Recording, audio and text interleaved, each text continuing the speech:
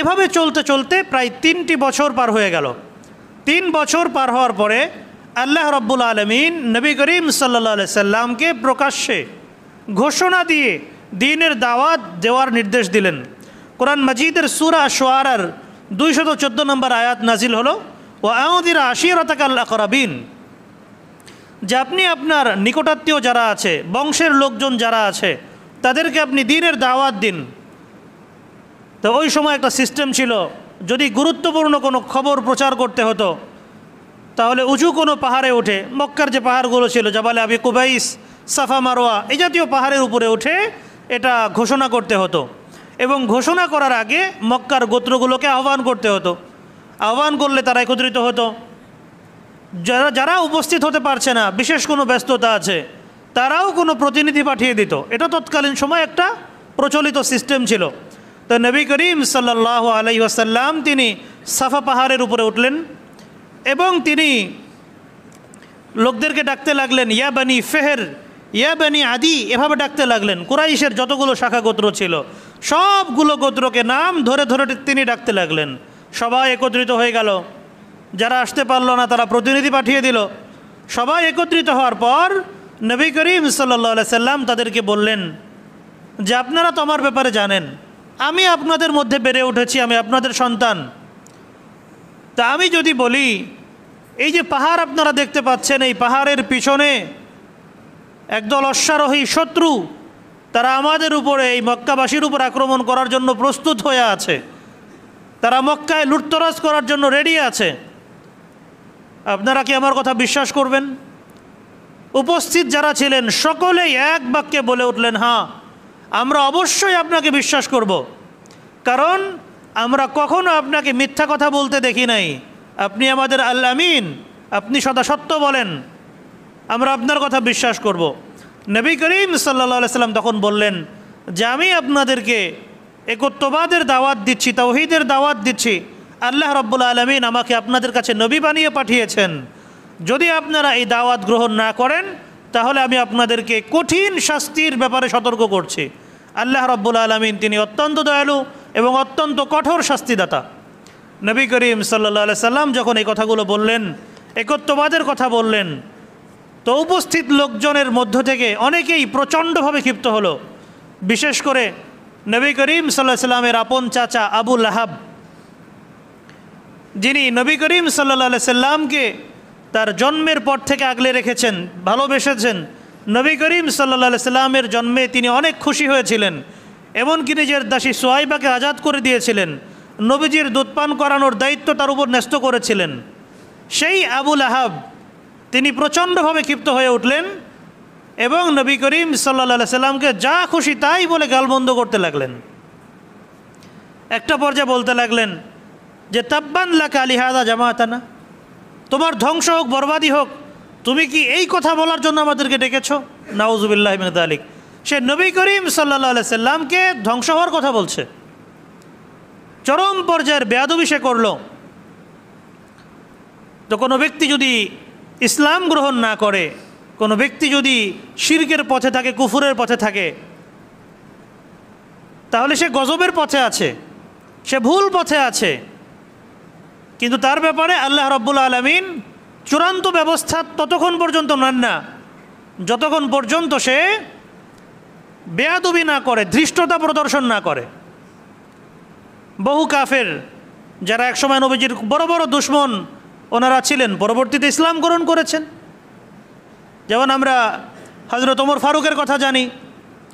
তো যারা কুফুরির মধ্যে আছে, স্বাভাবিক অবস্থায় আছে, অথবা বিরুদ্ধাচরণ করছে, বেয়াদবি করছে না, ধৃষ্টতা প্রদর্শন করছে না, তাদের ব্যাপারে এক ধরনের সিস্টেম।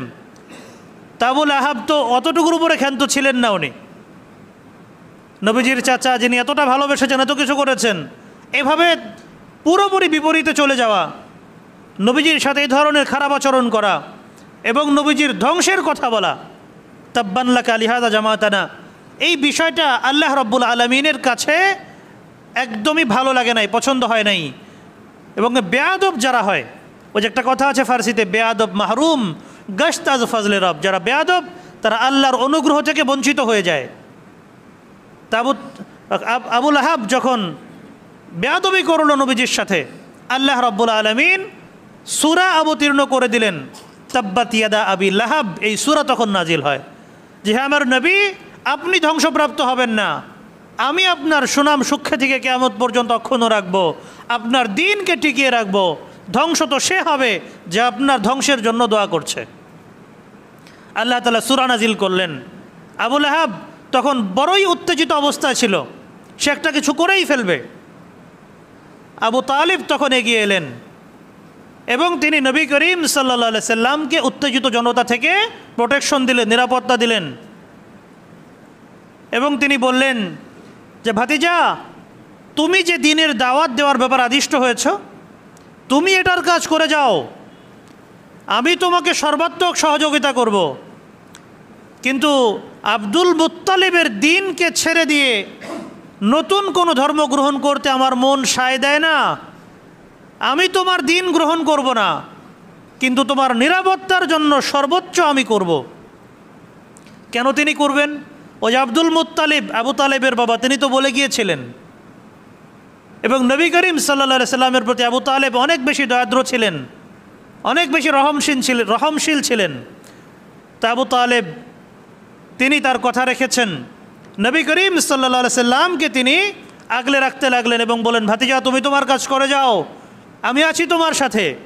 তো নবীজি দাওয়াতের কাজ করতে লাগলেন এবং অনেক জজবার সাথে, অনেক আগ্রহের সাথে, পরিপূর্ণ মনোযোগ দিয়ে তিনি এই কাজ করতে লাগলেন।